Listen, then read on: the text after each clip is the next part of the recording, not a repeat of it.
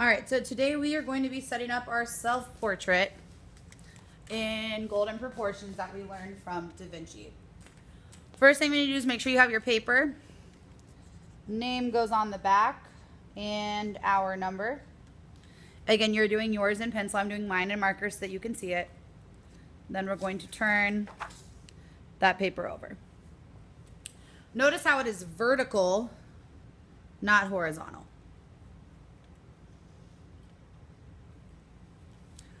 All right, so to get the measurements of your head correctly, Da Vinci showed us that the distance of our hand is actually very similar to the shape and size of our head. So I'm gonna put my hand down in the middle. So it's the middle left to right. And then it's the middle top to bottom, but I'm gonna scooch it down just a little bit. So not quite in the center. Then I'm gonna make a mark above my middle finger and below my palm. So above the middle finger, below the palm. Then I'm going to turn that into an oval shape. Now, oval shape, but it's a little bit larger on the top because the top of your head has to hold in your brain, which is super important. So I'm going to lightly draw.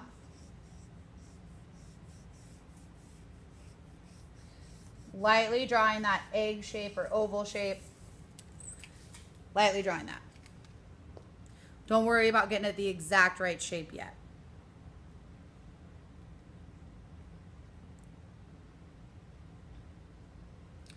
Now I want you to feel behind your ears. This is where your neck connects on your head. The biggest mistake that I see is people draw really tiny necks like this. If your neck was that small, your head would snap off because your head's like 10 pounds. The other thing I see is people draw necks that are too wide, okay? If your neck was that wide, even like the defensive line in a football team doesn't have a neck that wide, even with their shoulder pads on. So I'm going to start with a curved line, kind of like a backwards parenthesis, and that will extend out and curve down. So your shoulders and neck kind of make an S curve. Okay? Extend that out to the bottom of the paper. Next thing we need to do is mark that vertical line from the top of the forehead to the bottom of the chin, because everything on our face is symmetrical. So what happens over here will also happen over here. It's that vertical line. Next up, we're gonna make a horizontal line halfway down the face. Now, historically, kids don't trust me at this point, and they put their eyes slightly higher than halfway down. And when you get finished drawing, you're gonna look like a Ninja Turtle with eyes in your forehead. So just trust me here. Halfway down, I'm going to make a line. That's where my eyes will sit. Halfway down. Now I'm going to measure halfway between my eye line and my chin. Halfway there, that's going to be my nose line. So again, I measured halfway between here and here. Halfway between here and here. That's nose line. Now I'm going to go from halfway between the nose line and the chin, so halfway between here and here, and that'll be my lip line. Again, it doesn't have to be perfect. These are just measurements that Da Vinci has given us to set up the portrait. Okay, now this is going to be tricky, so listen closely. I'm going to start by putting a line on either side of my center line that I think is about the width of my eye. I'm going to measure that and mark it on the other two sides. Then I'm going to give one more. So this is 1, 2, 3, 4, 5. Because your face is 5 eyes wide. Now, the inside corner of the eye lines up with the outside corner of the nostrils. Okay, and then I put the X's here because I would erase that, but I have markers so I can't. So you would erase those lines. Then we're going to take the middle of the eye down. That'll be the outside edges of your mouth. Again, this is all approximate. Then you need to start drawing your hairline. Now your hairline's going to sit pretty low. Look at the size of your forehead. And you're just going to draw the hairline to start. So mine's kind of curved. I have little baby hairs that I might throw in there. And we're going to leave the top open. Because even how I have my hair today, I might change it and wear it differently. Or draw it differently on another day. Some other hairlines that you might see is if you have a middle part, maybe it goes like that. Gentlemen, you're going to have these little notches like that. Or if you have a side part, might be something like that. Okay? Again, raise your hand if you need my help. I'll come help you. So that's hairline. Halfway between the hairline and the eyes, I'm going to throw down a very light line.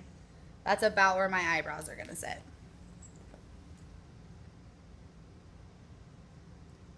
So now that we have the portrait completely set up in proportion, now it's time to start looking specifically at our own faces. So make sure you have that mirror in front of you. First thing I'm going to look at in the mirror is my bottom lip. I want to look at what angle, what shape, how thin or thick it is, and then I want to draw it exactly as I see it on my paper.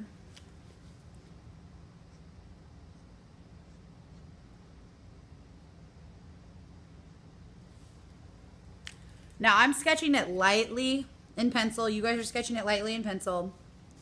Okay, so yours is going to look a little more like this, but we're going to keep it in marker so you guys can see it.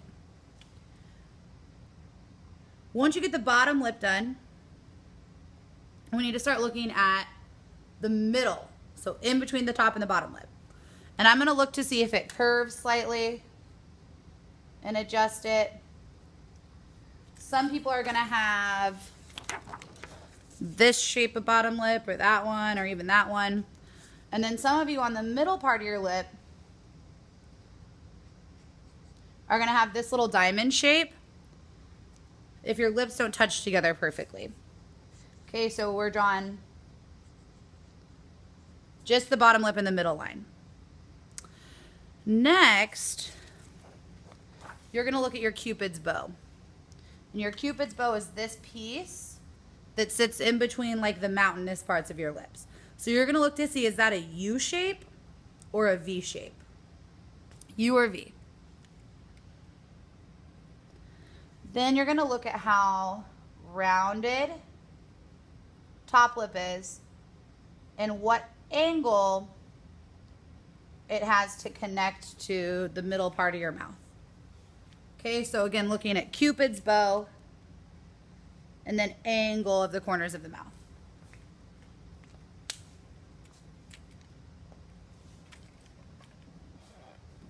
Once we're there, you're going to come in and shade in this top lip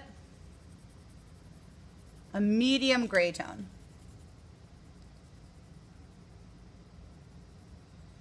Medium gray. And I'm going to push it around with my finger, and I'm going to use my cap eraser to make those lines go away. I don't want to see that thick outline on yours. I had to show it because of my marker. On yours, it should just look like that. Now on the bottom lip, your bottom lip sticks out farther. So I'm going to shade the outer corners. Use my finger to kind of blend across there. And then I'm going to come back in with my eraser and pull out the highlight that exists right here. Now you're looking in the mirror twice as often as you're looking down at your paper so you can see how light or dark that lip is. So once we get bottom lip and top lip shaded in, now we need to look at the distance between our bottom lip and our chin. Your bottom lip should be drawn with that highlight, no harsh outlines, but there's a shadow that exists between bottom lip and like the top of the chin. So my chin starts like here, and this whole piece right here goes dark. And then the light dissolves slightly, so it gets a little lighter the farther out I get. And then I have a big highlight on this part of my chin. At this point, I'm also correcting the shape that I have drawn. So I know that my face is a little rounder than the like original proportion one that I thought of. And I would come back and erase out these lines if they weren't in marker. So now I've got shading here, corrected the shape of my chin. This went into a highlight. Now we're going to look at the Cupid's bow. The Cupid's bow is what connects this into your nose. So look at the curve of it. Most of us have a dark area here. Most of us have a dark area there. Might be whiter, might be thinner. Our next goal is to draw the tip of the nose shape. So you're looking if yours is an oval or a circle, and it should sit somewhere on that line. You're also adjusting where the nose sits at based on how long your Cupid's bow area is. Once I have this basic shape down, I'm going to scooch and draw it over here so you guys can see it a little better. Now I need to go in and draw the shape of my nostrils. The part that you pick. Now I know that my nostrils are kind of this diamond shape, but you might also have nostrils that are that shape, this shape. Just look closely at your own nose. Okay. Once I get that done, I'm going to throw in that shadow a little bit underneath.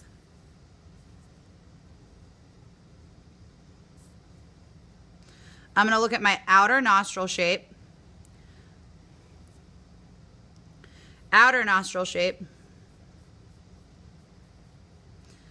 And I know that this whole part goes middle gray for me. You need to look at yourself in the mirror to figure it out.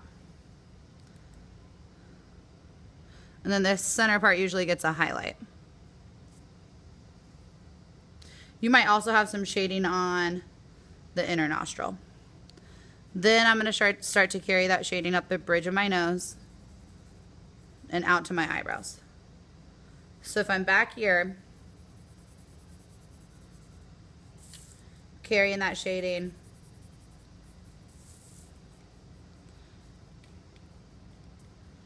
from the outside edges of my nostrils all the way up to where I'm going to start working on my eyes. Now with your eyes,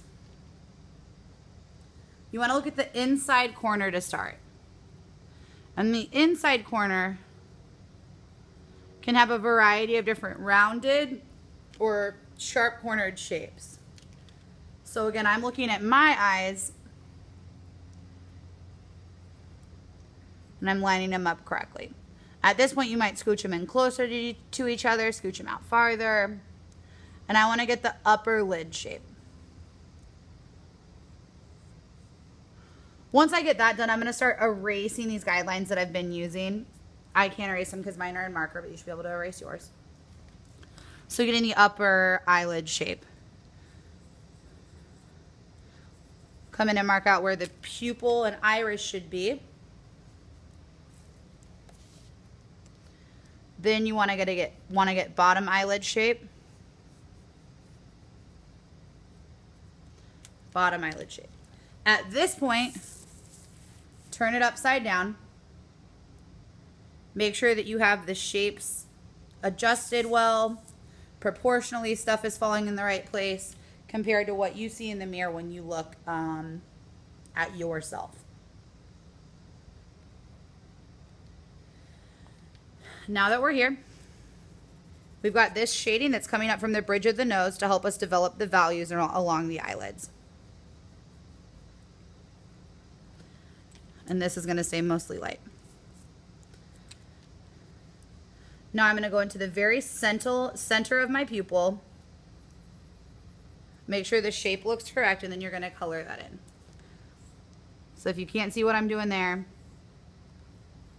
going to start by getting the center of the pupil in. And I'm going to shade that in dark. One of the darkest values on the face. Then the top half of my iris, which is the colored part, is going to go slightly darker. It looks like a Pokemon ball. Slightly darker than my bottom half. This happens because my eyelid rests over the top of it. So automatically it goes slightly darker. Then I might come in with my eraser and add a highlight on the inside corners of both eyes. Then I can get into working on detail. So now I'm going to look specifically at the color of my eyes. Do I have, you know, the dark around the outside like we saw on the one model that we tried? So now just look specifically at adding the details from your irises. Once we're there, we're going to start adjusting this upper eyelid shape. And then I know that I have a crease here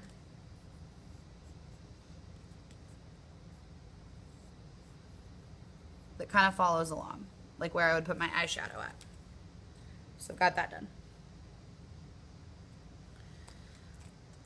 Then I'm going to come and check the bottom shape as well. And I might need to erase to do some adjusting there. Now I have some dark shading right around the outside edges here.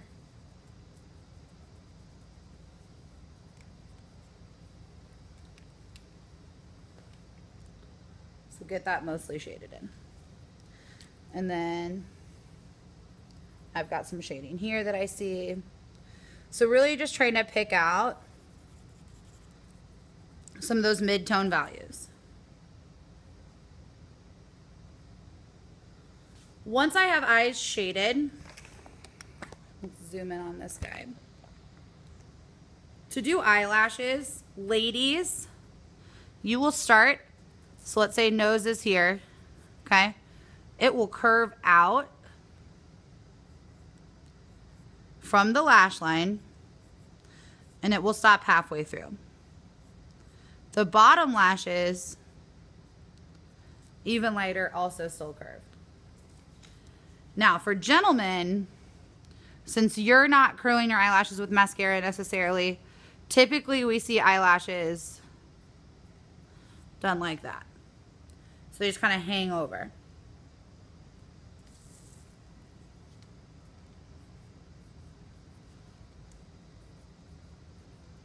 Getting some of those details down. Now I'm going to look at eyebrow the same way that I looked at eyebrow on my split face portrait. And I want to start penciling in where those lines are. And we know that eyebrows are going to be pretty dark. I'm going to use that short choppy stroke that looks like hair to get it filled in. You could flip it upside down at this point also to check to make sure shapes are pretty similar.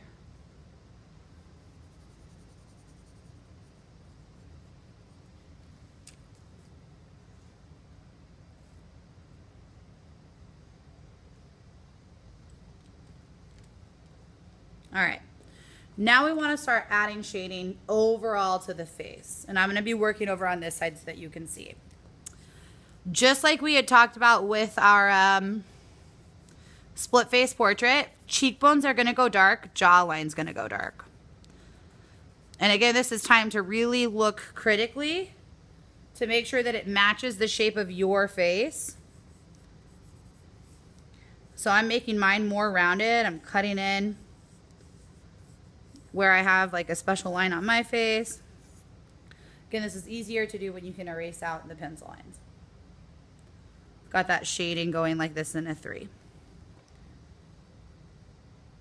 Then you're going to want to use your eraser. Come and pull out the triangle here. T-zone all the way down to the nose. And on the ball of the chin, so the part that sticks out the most. Got some more shading up here. I need to shade my neck all the way dark, like my darkest value.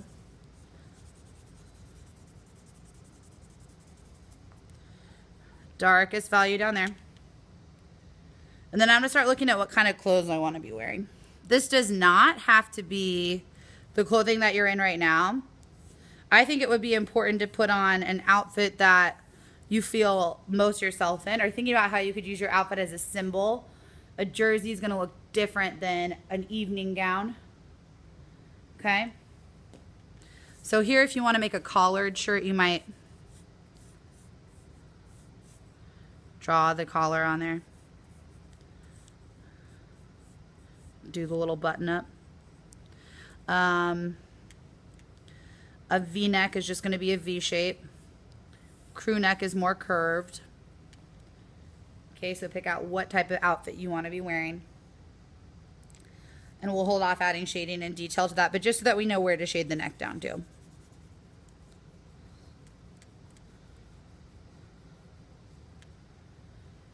Then we're going to go back to the hair.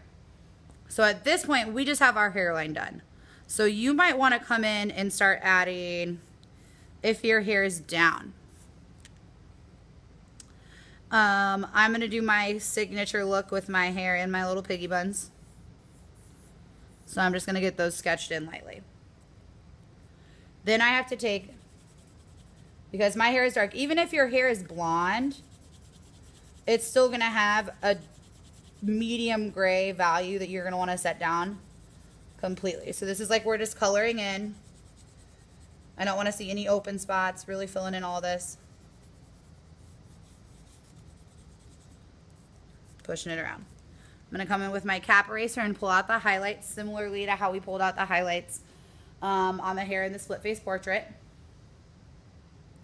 And then I'm really looking at smaller details, making sure I'm getting all my guidelines out, making small touches to really try to tweak things to look more like myself. All right, you got it. Good luck.